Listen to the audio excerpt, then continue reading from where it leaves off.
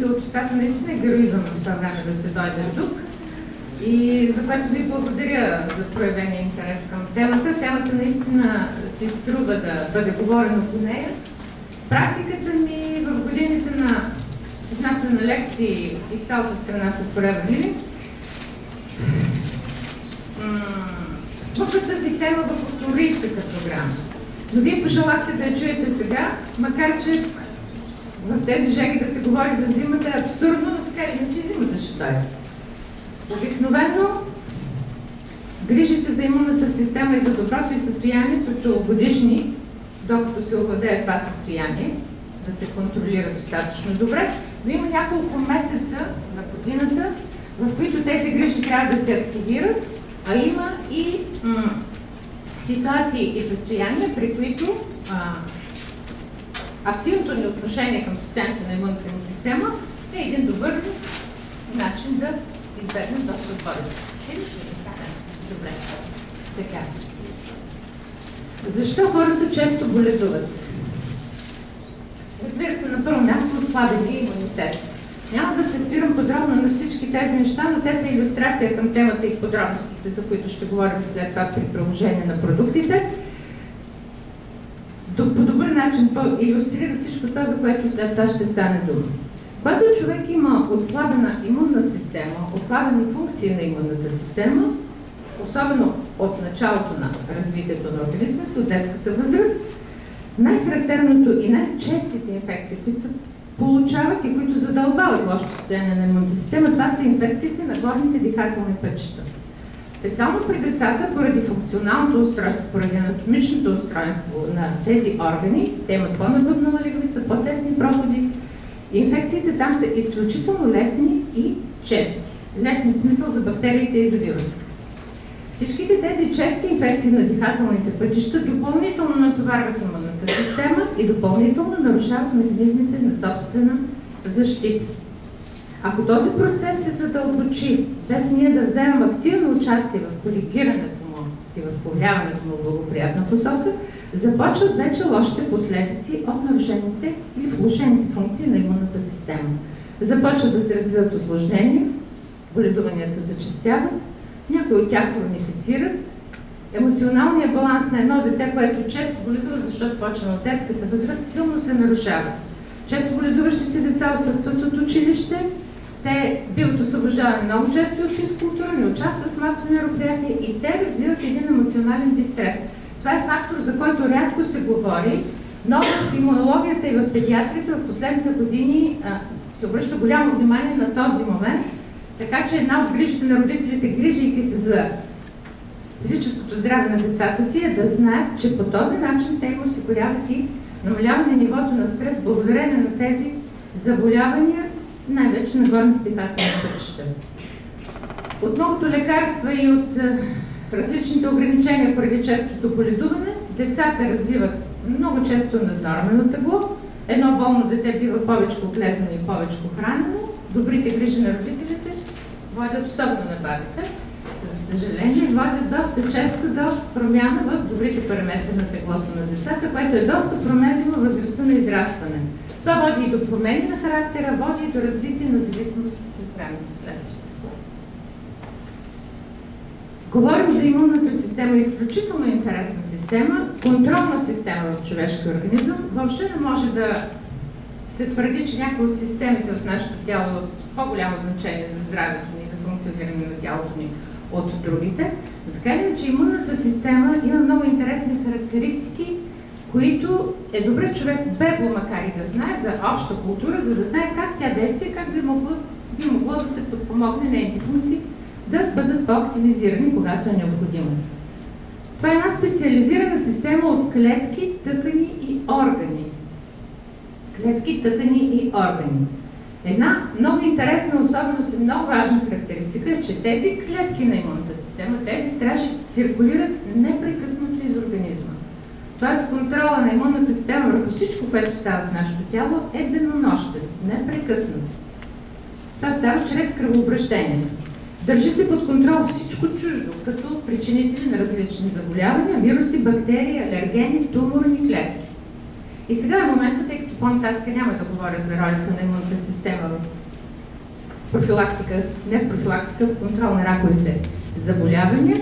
Искам само механизма да ви спомена как имунната система контролира недопускането на развитие на ракови заболявания в нашия организъм.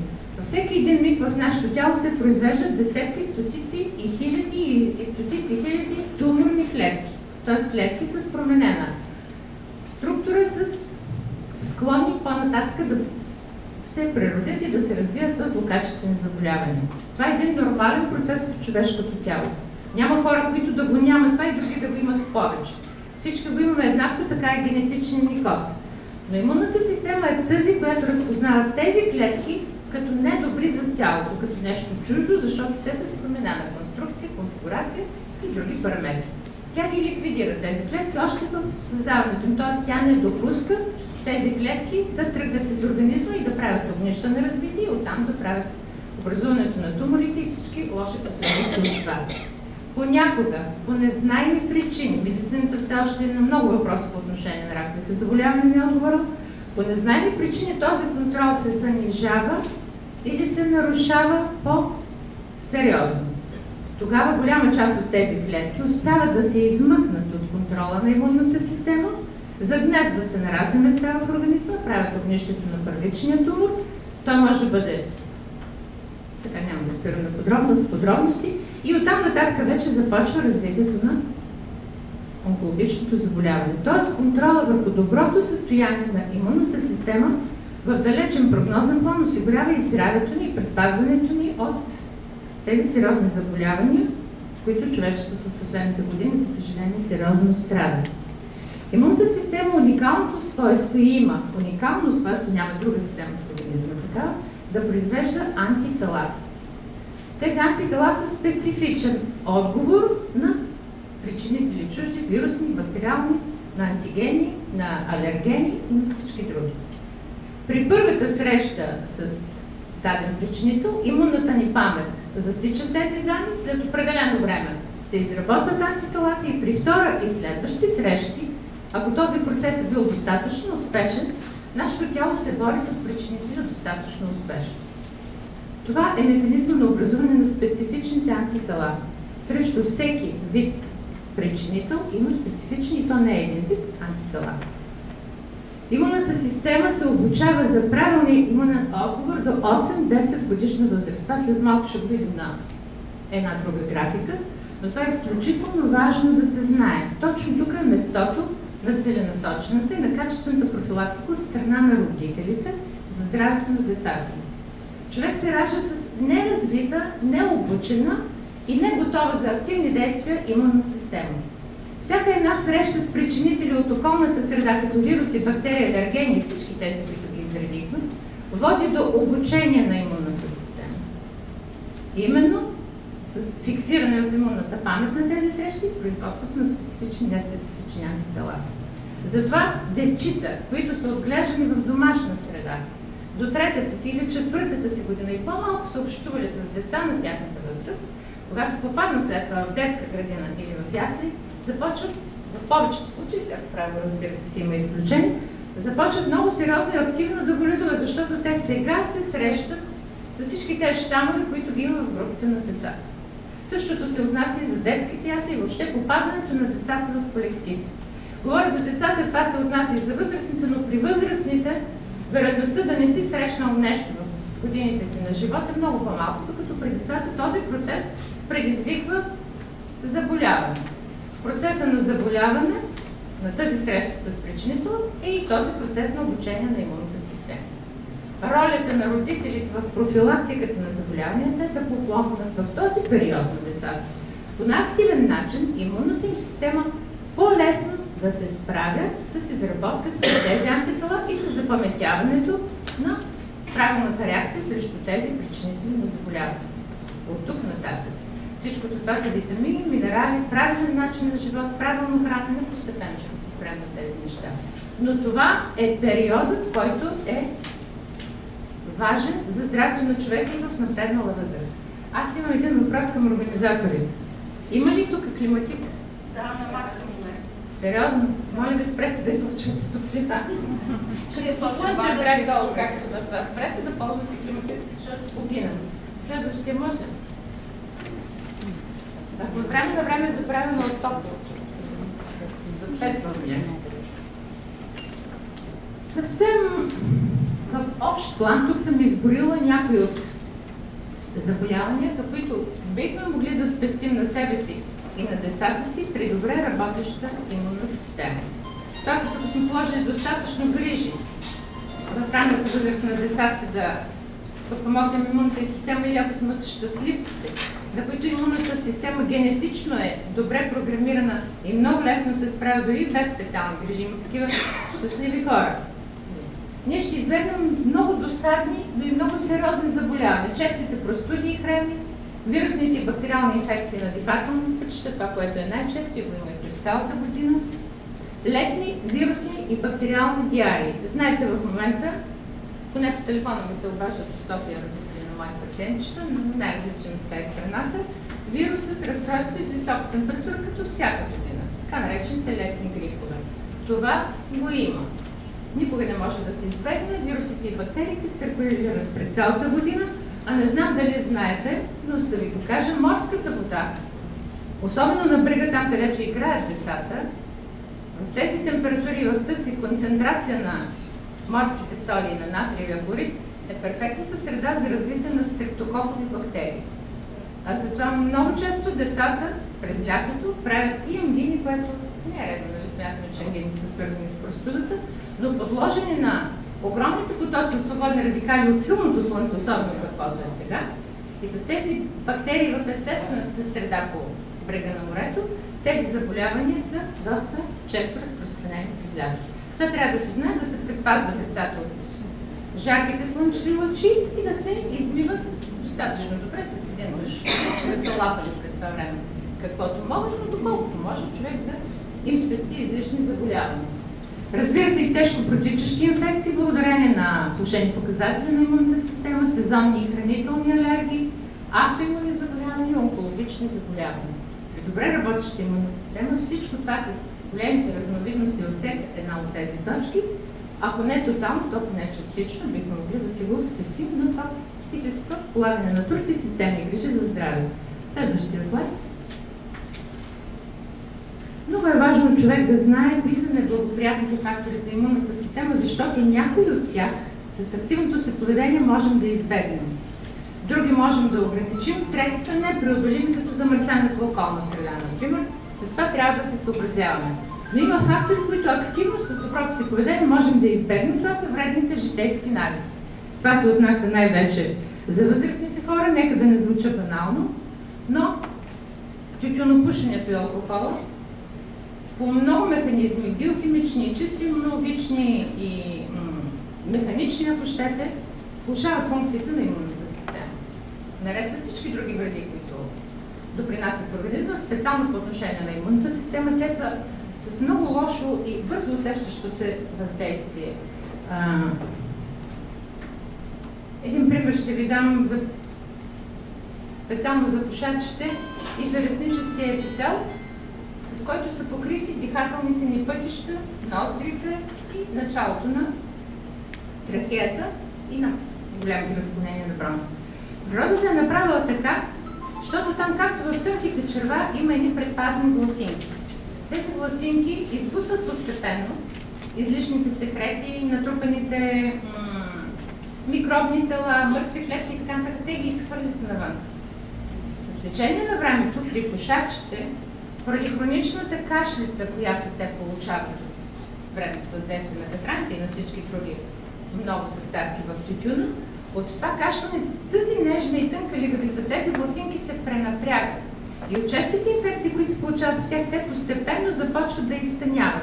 Те се снижават на височина и идва време, когато те се изравняват с височината на стената на бронха или на носната преграда или на носните съдове и така нататък. Защитната функция на гласинките вече няма, но тези клетки, променени с времето от вредните въздействия на тютюна, имат склонност към лесно онкологично израждане. Ето ли късните последици от един вреден житейски навик, който ние бихме могли да контролираме.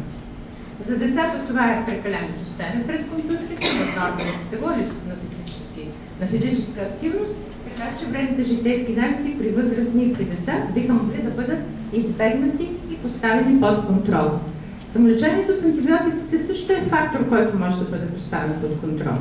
В днешно време с изключително лесния достъп до лекарства в аптеки и къде ли не, и с забързаното време, когато хората нямат време да ходят на личните си лекари, пък и да отидат, много често знаят какво ще им дадат. Но това, което предния път им е помогнало, да речем, е било правилно, този път не се знае как е, но моя съвет е 2/3 от заболяванията в сезонните епидемии и въобще в масово разпространение се дължат, да не кажа по-голям процент, на вирусни причини. Вирусните причинители не се влияят от антибиотици. Те се влияят от природни антибиотици, от ехиноцея, от прополис, от алоа, от чесън с маща. Не пийте излишно антибиотици, не обременявайте организма си и черния сидроб с допълнителни вещества, които намаляват защитните сили, природните защитни сили на нашия организъм. Физическата преумора и недостатъчния сън рязко снижават защитните сили на човешкото тяло. От млада възраст до по-голяма. Това е много важен фактор, трябва да се знае, разбира се. Емоционалният дистрес, небалансираното хранене. Всичкото, емоционалният дистрес трудно можем да го контролираме, но поне ако си изградим защитни механизми, можем някакси да се справим с него. Небалансираното хранене също е фактор, който можем да контролираме. Изискват се малки познания и достатъчно воля, за да може човек да осигури на децата си, на семейството си и на себе си правилното хранене. Положените показатели на хранителните продукти не можем да контролираме, но като имаме добра информация, можем да правим избор от всичко това, което ни се предлага. Намалена двигателна активност зле влияе на имунната система, много зле влияе на имунната система. И виждате тук факторите, които съм изредила, по-голямата част от тях са под нашия контрол. Ето още една дейност, активна по отношение на избягването на тези вредни фактори, които ние, ако искаме да сме здрави и най-вече децата ни, трябва да ги спазваме. Много е важно детето да се научи от малко какво е полезно за здравето му. На него не е нужно да му се говори за имунна система и за болести, защото децата до доста голяма възраст абсолютно неглижират каквато и да е подобна информация. Да не говорим за тинейджерите. Те отричат всичко, всичко е за старците, всичко е, при тях няма болести, при тях няма стрес, при тях всичко е перфектно, чудесно, така е, но физическото тяло иска своите грижи и наистина има нужда от защита. Следващия слайд.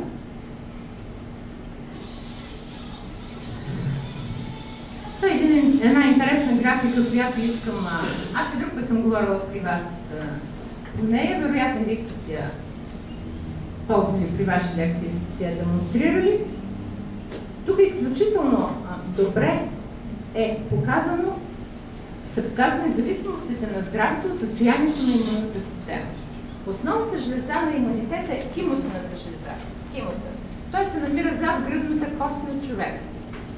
Характерното за него е, че с годините той дава обратно развитие и намалява много своята големина спрямо цялото тяло на възрастния човек. Тимусната жлеза е мястото, където клетките на имунната система се обучават. Това е академията на човешкото тяло. Това е висшето си образование, имунните клетки получават в този университет, в тимуса. Затова в ранната възраст той е толкова голям спрямо сърцето на човека. Ето, погледнете най-горе, има едно сърчице на новородено бебе. Над него, пропорционално в жълто, е показано съотношението на тимуса към големината на сърцето. Виждате колко е голям. След това на 20 годишна възраст той пропорционално намалява, докато накрая вече към 80 годишна възраст той е почти атрофирал, изпълнен с масна тъкан и неговите функции са изключително занижени. Тоест във възрастта, когато човек трябва да обучава имунната си система и да си осигурява добро здраве чрез имунитета, този орган е много активен. С червената графика, най-долу, която е показана смъртността и заболеваемостта в различните възрасти на човек. Заболеваемостта и смъртността. Виждате, че от началото на раждането до към 5-та година има един много голям пик. Тук са родените заболявания, тук са разни тежки инфекции, които увеличават детската смъртност. Оттам нататък има един изключително благоприятен период, който тръгва от 10-та година. Там забележете. От 8-та до 10-та имунната система се обучава, от тук нататък някъде до към, да речем, 30-та година има един, да речем, имунологичен комфорт. Макар че винаги не са изключени, това са осреднени данни. Забележете, че от 30-та година започват да се увеличават заболяванията, които постепенно с годините нарастват и с напредване на възрастта, те стават и причина за голяма част от смъртността. Къде става прекръстосването на човешкото здраве с показателите на имунната система? С зелената графика е показано количеството на веществата, които тимусната жлеза излъчва в кръвта. Прекръстосването става някъде около 442 година. Рязко намаляване на производството на тимусната жлеза, рязко покачване на заболеваемостта. Какъв е изводът от тази графика? Аз самоцелно не съм ви я предоставила тук. Изводът е, че най-късно от 30-та година, не говорим за профилактиката в детската възраст, това е задължението на родителите. От 30-та година, в най-добрия случай, абсолютно задължително около 40-та до към 50-та година, трябва да има една много системна, много качествена и много добре мотивирана профилактика на състоянието на имунната система, за да можем да намалим тази заболеваемост. Не, че ще стимулираме тимуса ни да произвежда повече хормони. Това е физиологичен процес. Но има и допълнителни фактори на имунитета, които с правилно хранително поведение, с двигателен режим, с хранителни добавки, са една огромна помощ на имунната система и точно там е времето, когато човек трябва да бъде достатъчно активен за здравето си. Следващия слайд. Как можем да стимулираме естествените си защитни сили и да осигурим ежедневен прием на жизнено важни хранителни вещества и, разбира се, да преоценим начина си на живота. Разнообразие в ежедневното ни хранене става дума. Става дума за терапии, за лечение, става дума за хранително поведение. Разнообразие от витамини с натурален произход. Добрият избор тук е въпрос на добра информация. Минералите калций, йод, желязо, магнезий, фосфор, селен и цинк. Това са 7-те минерала, от които човешкото тяло ежедневно има нужда в достатъчно, според възрастта и теглото количество. Общо 16 и 17 са минералите, от които човешкото тяло има нужда, но това са минералите, които са изключително важни във всяка една възраст от нашето развитие. Да не говорим за микроелементите, които не ги знаем, какво точно в определен момент е необходимо, но в комплексните минерални препарати, мултиминерални и мултивитаминни препарати, микроелементите също са застъпени. Изключително важна помощ на имунната ни система ни осигуряват антиоксидантите от естествени източници за неутрализиране на излишъка от свободни радикали в организма. Особено през лятото, особено в това лято с това безмилостно слънце, ползването на физическите фактори на защита от слънчевите лъчи, слънцезащитни кремове с фактор над 30, пиенето на продукти с антиоксидантен характер подпомага имунната ни система, като я облегчава от справянето с всичките тези потоци от свободни радикали. Те отнемат изключително много енергия на тялото, за да бъдат неутрализирани. Това не винаги е успешно и резултатите са болести. Ангини, херпес. Много често през лятото в тези жеги хората, които страдат от хронични херпесни инфекции, лабиален херпес или някъде другаде по тялото, херпесите им се появяват именно благодарение на това, просто един показател на резки спад на имунната защита, благодарение на свободните радикали. Необходимо е през цялата година да осигуряваме на тялото си енергизиращи храни и напитки. Програмите на Forever Living ни предлагат добър набор от всичко това, когато човек е информиран, той има и възможност да направи добрия си избор. Пробиотичните бактерии, за които ще се спра след малко, са незаменим помощник на имунната система. Разберете, не може човек да бъде здрав и дете от съвсем малка възраст да бъде системно здраво, ако то системно не приема пробиотици. Трудно е да разчитаме само на храната. Ако наистина въведат тези стандарти и за българското кисело мляко и за хранителните продукти, тогава ще можем в по-голяма степен да разчитаме на това, което си купуваме, да ни осигури естествени пробиотични бактерии. Но за да сме сигурни, че наистина ги приемаме, трябва да приемаме такива от достатъчно сигурен производител и източник, каквито са на Forever Living, Forever Probiotic. Баластни вещества и растителни фибри. Забелязвате, че това, което подпомага имунната система, го има в много програми за здравословен живот. Защо? Ами защото като си осигурим добър имунитет, всичките други органи и системи ще не бъдат добре подпомогнати и ще работят по най-добрия, оптимален за тях начин. Баластни вещества и растителни фибри. За какво са ни необходими? за да поддържат в добро състояние храносмилателната ни система и да подпомагат отделянето на фекалните маси да става система. Задържането на фекални маси в организма благодарение на лошо храносмилане, на запек, на недостатъчно количество прием на фибри с храната води до много гнилостни процеси в нашия организъм. И пак ще цитирам древните, защото без това не може. Те са казали, че смъртта идва от червата. Ако човек не поддържа добра хигиена и добро здравословно физиологично състояние на отделителната си система и на червата, опасността от всякакъв вид заболявания рязко нараства. Да не пропусна да спомена и факта, че когато червата са задръстени от отпадни материи, те трудно усвояват и всичко това полезно, което ние доставяме с храната. За да бъде човек здрав, организъм, червата, отделителната му система трябва да работят добре. Особено през лятото, задържането на токсини в организма поради лошо храносмилане води до влошаване на кожата. Засилва се акнето, засилват се разни такива, ако щете, и гъбични образования по кожата, наред с изпотяването из високата околна среда. Състоянието на кожата има много влошаващи фактори, то започва да се влошава, но запекът е една от основните причини за това и за тежко главоболие. Помислете си, ако през лятото или когато и да било през годината имате тежко главоболие, помислете си дали нямате запек. Прибегнете веднага към пробиотичните бактерии, защото те са средство на избор. Действат безотказно винаги и във всяка възраст. Това не са мои приказки, това науката достатъчно пъти го е доказала. И достатъчен прием на протеини за децата.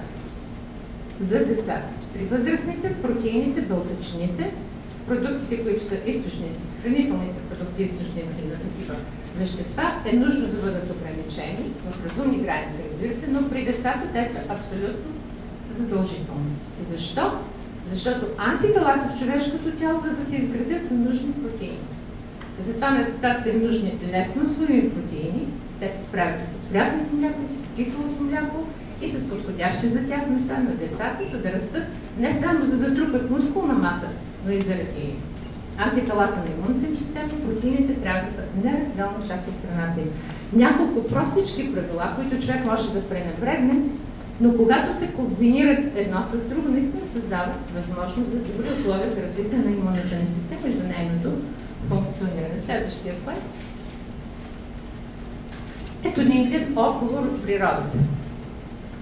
От всичките възможни неща, които можех да опиша в този слайд, как алоe вера подпомага имунните механизми, аз съм избрала само няколко, за да не стане много специализирано поднасянето на тази материя, като за колеги имунолози. Но така иначе има някои неща, които трябва на по-широка аудитория да се казват, за да знаете, че наистина алоето с всичките негови съставки е отговор на природата на много въпроси. И също така и за подпомагане на имунната система.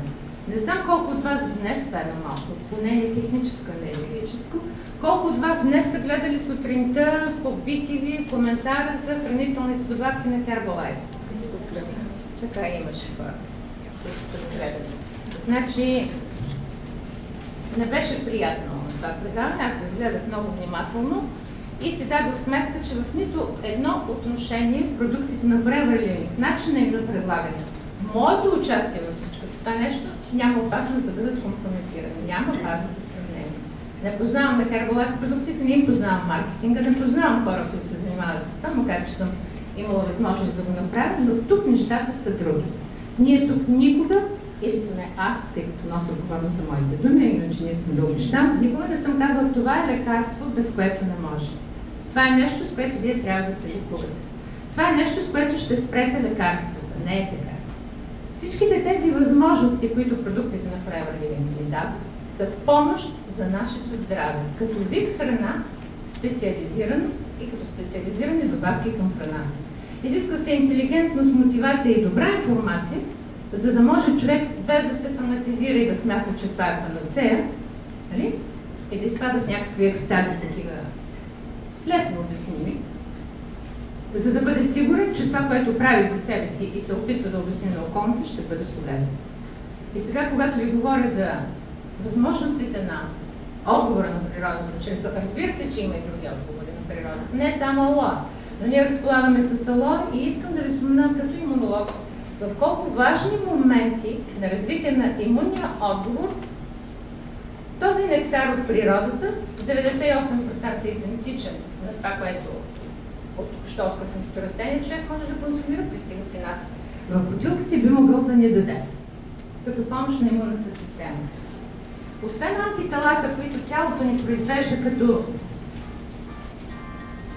специфични антитела, това са бели лимфоцити, това са антителата, които се произвеждат, има и други, които са неспецифични, това са така наречените Т-лимфоцити, тимус лимфоцити и Т-лимфоцити. Комбинацията от едните и другите осигурява наистина имунния отговор на организма. Б-лимфоцитите са специфични, за даден бактерии или вирус специфични, докато Т-лимфоцитите имат общо въздействие. Виждате, това е на базата на книгата на доктор Атертън и на много други научни публикации на тази тема. Алоето по неспецифичен начин с безбройните си съставки и многобройните си съставки и комбинация добра помежду им въздействие на двата основни лоста на имунната система. И на Т, и на Б лимфоцитите. И то въздейства в благоприятна посока. И тук, колкото и да е предубеден човек, като изчете литературата, ще види, че е така. Аз като имунолог знам за какво става дума и вие, които сте чели, също знаете. Има едни клетки, макрофаги, те също са от клетките на имунната система. Макрофаг значи голяма уста. Тяхната роля е да хванат микроба и причинителя, инфекциозния, който е дошъл, да го обработят първично и да го подадат на Т и Б лимфоцити. Алоето увеличава и тяхната активност. Не само активността, но увеличава и количеството на производството. Ето още един неспецифичен механизъм, по който алоето подпомага имунната система. Това са изключително важни моменти от осигуряване на добрия имунен отговор. Нищо друго да не правите за имунитета си. Да пиете само алоe да осигурявате на децата си от подходяща възраст, пак тези ползи ще ги има. Но когато тези перфектни действия синхронно са съчетани с други добавки, с витамини и с минерали, както споменах преди това, тогава ефектът, особено продължително осигуряван, наистина е ефикасен, резултатът е добър и здравето се стимулира. Много е важно да се знае, че алоето, пито през устата или прилагано за локално приложение, стимулира някои неспецифични защити по кожата и по лигавица. Няма да се спирам на тези подробности. Има вещества като лизоцин, има различни други вещества по кожата и по лигавица. Алоето по най-перфектен природен начин засилва тяхната активност и количеството на производството.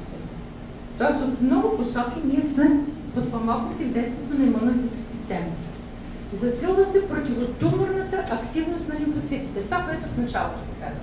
От тези Т-лимфоцити една група се наричат Т-килъри, т.е. клетки убийци. Те са точно тези, които ликвидират раковите клетки в нашето тяло. Многобройни са изследванията на въздействието на алоe върху имунната система, които доказват, че приемът на алоe през устата, на продукти от алоe, на гел от алоe, засилва функцията на тези Т-килърни клетки. Изключително важен елемент от противораковата защита в нашето тяло. Забележете един много важен момент. Стимулация на продукция на стволови клетки от костния мозък. Виждате, че науката, медицината са вперили поглед в действието и в ролята на стволовите клетки като една евентуално панацея за човешкото здраве. Това е един от най-модерните методи, когато се присаждат стволови клетки за повлияване на най-различни тежки състояния. Алоето с целия си комплект съставки стимулира производството на стволови клетки. Това е изключително важно да се знае. Детоксикация, антиоксидантен ефект за организма и осигуряване на енергия за имунния отговор. За всяка една от тези точки може да се говори продължително, може да се направи лекция и да бъде много добре илюстрирана, но тук да ги давам като един общ план на всичко това, което човек трябва да направи и да се довери на този природен отговор на компрометиращите фактори на имунната ни система. Наистина е сериозно това, което учените са установили на всичките тези направления и то наистина работи. Хора, които системно и своевременно са започнали да профилактират здравето си с подобен род продукти, наистина имат добри резултати. Да не говорим за децата, които много лесно, ако не са системно боледуващи и натравени с какви или не химически въздействия, много лесно, положително и добре реагират на едни такива грижи, без да се стига до крайности и без да се вманячават родителите им в тези грижи. Всичко трябва да бъде в рамките на едно нормално поведение, на разумно определен контрол, на разумно прият контрол и на разумно отношение към добавките. Това не е панацея, никой няма да изведнъж да стане здрав. Иска се време, за да се промени начина на работа на организма. Следващия слайд. При нас пристига алоето, много добре знаете, в тези 4 форми на приложение. Ако, много често ми се задава въпроса, доктор Ефтимова, ако не пием само алоето, жълтото алоe, т.е. в жълтите опаковки алоето, за имунната система само това не трябва да пием и можем и нещо друго да пием. Ако сте възрастен човек и програмата ви е 3-месечна, както обикновено става, или през цялата година, просто ги редувайте си става. Редувайте ги вариантите. Редувайте жълтия гел с белия нектар и с фридъм. С допълнителните си комплексни въздействия върху организма ни, съставките на обогатените тялове от тези разновидности имат още по-комплексен ефект върху тялото. Но за децата, това, което бихте могли да направите, особено ако ви харесва първоначално вкуса, почнете с бери нектар или с алоето с прасково и с жълтия гел. Може това да редувате, но за зимата, за инфекциите на горните дихателни пътища, при децата бери нектар с поместен пауър е най-перфектната комбинация. Това не означава, че не може да им давате и алоe с прасково и обикновен гел от алоe. Но тъй като боровинката има допълнително изключително важни свойства за лигавиците, а при децата лигавиците болезнуват най-често на дихателните пътища през зимата, алоето с боровинка за тях е изключително подходящо като средство на профилактика. Следващия слайд. Няма да се спирам на действието на алоето, аз ви ги разказах всичките тези неща. Искам да ви кажа няколко думи за пробиотика. Неща, които съм ви казвала и друг път, неща, които знаете, но винаги има нови хора и трябва, когато се говори за имунитета, това да не се пропуска да се каже. От лигавицата на тънките черва, които са един много голям орган в човешкото тяло, се намират 80% от клетките на имунната система в тялото. Тези клетки, които са стационирани по органи, по системи в лимфоузлите, не тези, които се движат с кръвта. 80% от стационарните клетки на имунната система в човешкото тяло се намират под лигавиците на тънките черва. Защо е така? Защото чрез храната човек се среща с огромен брой причинители на заболявания и алергени. Това не е случайно. Природата не прави нищо случайно. Това е един дълбоко програмиран начин на първична защита на нашето тяло от външни причинители. Под лигавицата се намира така наречената ламинотрофия, една специална структура, в която има едни големи паяжинообразни клетки, пайрови плаки се наричат. Там се улавят първите вируси, бактерии, алергени, които идват с храната. Там те се обработват по съответен начин и се предават на клетките на имунната система да ги ликвидират. Ако състоянието на нашите черва е добро, тази защита, тази бариера работи перфектно. Ако червата ни са задръстени с болестотворни бактерии и системно имаме запек, който не позволява прочистването на червата, не позволява отделянето на шлаките, напротив, води до системното им натрупане на шлаки и на отпадни вещества, и на мъртви бактерии, на мъртви клетки и така нататък, ефектът на тази защита рязко намалява. Това е първата бариера. Състоянието и балансът на черевната флора в тънките черва, а след това и в дебелите, като следващата стъпка от преминаване на предата, са определящи за здравето. Ето защо древните, които са нямали понятие от бактерии, от фибри, от алоe, от вируси, от каквото и да било, са забелязали с емпиричния си опит, т.е. на наблюдението, че хората с лошо храносмилане и с болни черва много често умират. Ето от научна гледна точка, от съвременния поглед на медицината причина. Затова пробиотичните бактерии са един контрол, един екологичен страж, едни зелени патрули на нашето здраве в тънките и в дебелите черва. Затова човек, независимо дали има добро храносмилане или лошо храносмилане, дали боледува често или не боледува често, дали има храносмилателни проблеми и запек, дори едно главоболие да има, то почти няма човек без това, колкото и да е здраве, пръщящо здраве да има, не е зле от време на време или поне 2 пъти в годината, както съм ви казвала, да прави по един профилактичен курс с пробиотици. Ако човек има храносмилателни проблеми, каквито и да било други проблеми, често боледува, компрометирана имунна система всеки трети месец, той трябва да прави поне по 15 дни курс с пробиотични бактерии. Това са важни неща. Пробиотици се дават както за профилактика, така и за лечение на разни гастроентеритни, ентероколити, ентерити, както и сега през лято. Те могат да се дават в хода на лечението на тези състояния, могат да се дават, ако не сте направили профилактиката предварително, но задължително трябва да се дадат след заболяването в процеса на възстановяване. Ако тогава сте били притеснени от това сериозно състояние на здравето на детето си или вашето, в процеса на съвземане се сетете, че трябва да си направите допълнително вече подпомагащ терапията ви в курс с пробиотични бактерии, за да се стабилизира съотношението на добрите и лошите бактерии в червата и за напред това нещо по-рядко да ви се случва. Изключително важно е това нещо за здраве. Не трябва да се подценява тяхната невероятно активна и важна роля за здраве. Още повече, че в Forever Probiotic има 6 вида бактерии с пробиотичен ефект. И тук искам да обърна внимание на следния факт. Пробиотик значи за живота. Тези бактерии в малките перлички са в изсушено състояние. Прави се една специална каша в микроволновка, каша, в която са развъдени милиарди и стотици милиарди и милиарди бактерии, за да стигне до този вид. Това се пуска в една технологична линия, където под вакуум се изсушава и накрая се получава този прашец. Затвор... Не се ли чува? Да. Това е отжегата. Моля да бъде извинена. Искам да кажа, че изходният продукт, който представлява една... Не, че съм я виждала, но си представям колко гадна каша представлява, в която милиарди бактерии. Това, за тези 6 вида, примерно, за които говорим, те се пускат по една технологична линия под вакуум на ниска температура, където се изсушават и в край на кращата се получава този прашец от приспани бактерии. Те са заспали, те не са умъртвени, но не са и живи, те са зомбирани. Значи там има милиарди зомбита във всяка една капсулка. Капсулите са с такъв състав, че не се повлияват от стомашната киселина, се разтварят чак в тънките черва. Това е изключително важно, защото стомашният сток ще ги помете, ако по-рано се отвори капсулка. Когато попаднат в червата ни, за да могат бързо да се развият на тези пробиотични бактерии или бактерии за живота, им трябва храна. Това са пребиотици.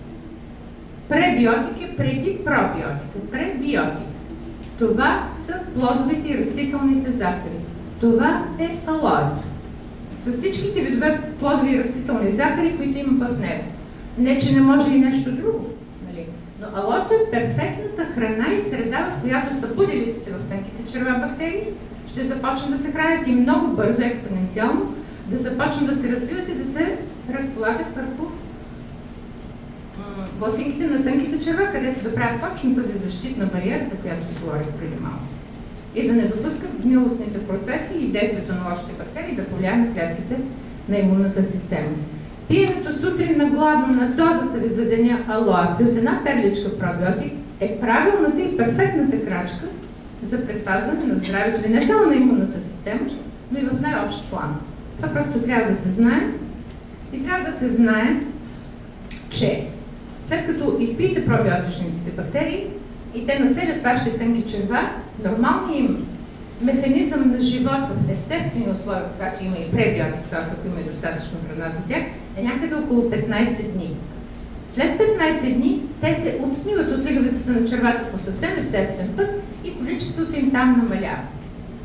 Така, значи дори 30 дни да ги пиете, всеки ден да пиете, след 15 дни, след 30 ден, те пак ще се отмият. Но едно добро заселване, дори 15 дни само ако сте пили в месеца, не сте изпили цяла опаковка, сте я поделили с някой друг, едно добро населяване на червата ви с пробиотични бактерии има толкова благотворен ефект, че дори след 2 месеца да направите втори курс, резултатите пак ще се добри. Поледувате ли, независимо от какво, на всеки трети месец пиете пробиотици. Пиете сега, почивате 2 месеца, на третия месец пиете пак. Не пречи да ги пиете, да речем, ако искате, без да прекъсвате. Това никога няма да ви дойде в повече. При тях няма минимална доза, няма максимална доза, няма доза за деца, няма доза за възраст. Попаднали в тънките черва, перличките се отварят, бактериите се заселват, което успява да се запане, се захваща, другото излиза навън, организма и тялото ни се взема точно толкова, колкото е необходимо. ако има и добри условия за развитие в червата ни, т.е. да има храната, която е нужна, за да бъдат активни, т.е. да има ранното сутрешно ало, тогава ефектът наистина е перфектен. Това не го забравим. Подобрява се и хранителния баланс на тялото. Значи ние ядем най-различни храни, с които целта ни е не само да засилим глада си и да се осигурим енергия, но се надяваме те да внесат в организма ни витамини, минерали и всичко, което е необходимо. Когато балансът на добрите и лошите бактерии в червата ни е в полза на лошите бактерии, усвояването на всичко това от храната рязко намалява. А когато добрите бактерии са повече, коефициента на полезно действие на храните, които ние приемаме, се увеличава. Но не само това. Добрите бактерии, заселени под чревната ни лигавица, сами усвояват допълнително някои витамини и произвеждат някои витамини. Тоест, ползата е не само в подпомагане на естественото усвояване на храната, но и те имат собствена продукция. Много интересни животинки са пробиотичните бактерии, изключително полезни и толкова лесно достъпна да лапнеш една перничка рано сутрин, за да ти осигури здраве. Следващия слайд. Омега-масните киселини за стимулация на имунния отговор. Значи аз съм се спряла на няколко продукта, които са основните стълбове за поддържане на доброто състояние на имунния отговор. След алоето, след пробиотиците, третото, но не по важност, а просто след едно за друго някакси трябва да ви кажа, това са омега-масните киселини. Тук съм изброила въздействията им единствено и само по отношение на имунитет. Разбира се, че не са всичките въздействия. Има и много по-специфични, на които не се спирам. Тези от вас, които бяха на лекцията за кръвоносната система през месец юли и когато говорих за омега-масните киселини, видяха, че по тези точки не съм говорила. Там говорих за други въздействия на омега-масните киселини. Един невероятно комплексен продукт с много широко действие върху различни органи и системи в човешкото тяло. Специално за имунната система е толкова специфично въздействието им, че е подходящо да се дават от съвсем малка възраст, когато децата изграждат имунния си отговор и силата на имунната си система. Омега-масните киселини имат изразено противовъзпалително действие. Вирусите и бактериите и всички чужди външни въздействия засилват възпалението в организма. Те намаляват този процес на възпаление. Снижават алергичната нагласа. Изключително важен момент за малките деца, които много често правят алергия от първи срещи и от недобре защитена имунна система. Намаляват риска от инфекциозни заболявания, като засилват силата на имунния ни отговор и забележете много важен фактор на въздействие. Намаляват тежестта на протичане на инфекциозните заболявания. Защото, силвайки имунния отговор, организма се справя много по-бързо. Децата във възрастта си до към 10-12 години преболедуват детските шарки, детските инфекции. Точно тогава, а след това и успоредно с това, пък са инфекциите на горните дихателни пътища, банални хреми и така нататък. Пиенето на омега-масни киселини от детската възраст под формата на достатъчно дозираните количества, които те ще приемат, по-малко, отколкото тези на възрастните, наистина осигурява едно добро здраве на децата. Това е рибеното масло. Известно от годините много назад, хората са знали за неговото въздействие и усъвременените варианти на омега-масните киселини, на активираните омега-масни киселини, какъвто е Arctic Sea Omega-3, в който са извлечени най-активните съставки от рибеното масло. Има един много важен момент, който трябва да се знае. Големите фирми-производителки имат системен и сериозен контрол върху източниците, от които произвеждат омега-масните киселини. Така се избягва опасността от навлизане на тежки метали в организма, защото дълбоководните есетрови и мазни риби, от които се приготвят омега-масните киселини, поемат много от тежките метали, ако са в те контролирани райони. Производството на Arctic Sea Omega-3 е под сериозен контрол, който не е нужно въобще да го обсъждаме и да го доказваме. Той е доказан с всичките сертификати.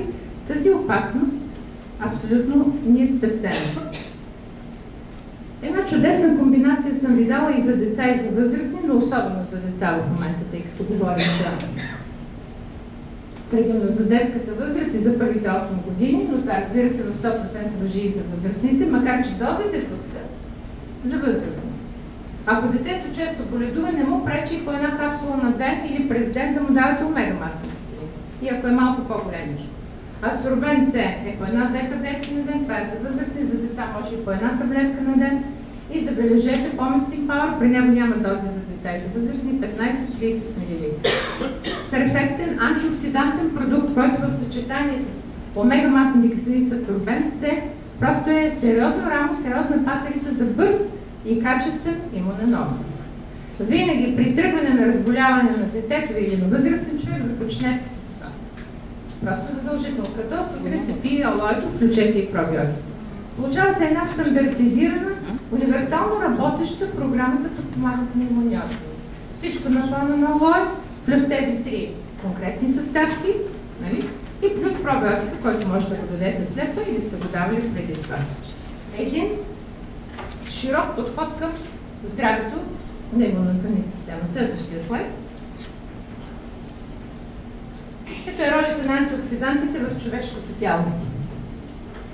Отборите на свободните радикали и антиоксидантите в борба за надмощие в организма. Много е дълго да се спирам на времето въздействие на свободните радикали в човешкото ни тяло, но то наистина е многократно описано, изследвано и все по-често и по-обширно се говори за това. Просто извода е, те са в количества преминаващи определени норми, те са вредни за организма. В състояния, в които собствената защита на организма, собствената антиоксидантна защита на организма е компрометирана, намалели с антиоксидантните сили, дори свободните радикали да не са повече отколкото трябва, нашата защита пада. Тоест, въпросът е кой ще надделее. Дали силата на антиоксидантите или силата на свободните радикали. Въпросът е да бъдем на страната на добрите и да подпомогнем собствената ни антиоксидантна защита да се справя с тези вредители. Не е трудно, дори само алоe да се пие, адсорбент С да се пие и поместим пауър, една сериозна защита срещу излишните свободни радикали в организма вече е осигурена. Те не са тотално заклеймени като вредни. Те имат и полезни действия в организма, но до определено, същото и като холестерол, не може да го заклеймим като тотален враг. Просто има състояние и количества и нива от там нататък, от които тези вещества, тези съставки в нашето тяло и в кръвта ни имат вреден ефект. Затова природата е заложила и закодирала